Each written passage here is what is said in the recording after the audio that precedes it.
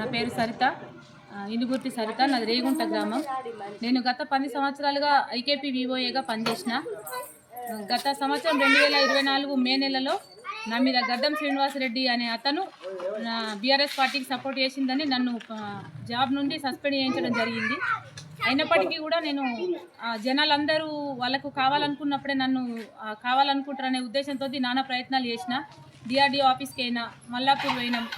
దాదాపు అన్ని ప్రయత్నాలు చేసినప్పటికీ కూడా నన్ను ఎటు కాకుండా చేయడానికి మా ఆడవాళ్ళు నాతో వస్తే బెదిరించుడు, వాళ్ళను నైట్కి నైట్ పోయి దొంగ సంతకాలు పెట్టించి మేము కొత్త సీఎని పెడతామని అనడము, నన్ను భరించలేనంత బాధలకు గురి చేస్తున్నారు. నాకు 2 ఆడపిల్లలు ఉన్నారు.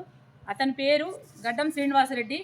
తక్షణమే ప్రభుత్వం నాకు న్యాయం చేసి నా పిల్లలను నన్ను ప్రాణాలతో ఉండేటట్టు చర్య తీసుకోగలరని కోరుతున్నాను.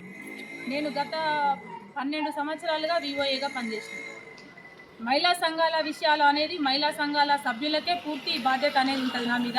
అలా కాకుండా దీంట్లో మగవాడు ఎంటర్ అయి నా మీద ఆరోపణలు చేస్తూ నన్ను వివిధ నానా రకాలుగా ఇబ్బందులకు గురి చేస్తూ కొంతమంది ఊర్లో నా మీద ఏదో చేయాలని చూస్తున్నారు. నేను నా పిల్లల కోసం నేను బ్రతకాల్సి వస్తుంది. అయినప్పటికీ నేను 2 సంవత్సరాల నుంచి బయటకు రాలేను.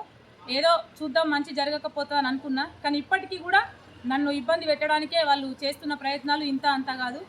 నాకు దయచేసి న్యాయం చేయగలరని కోరుతున్నాను.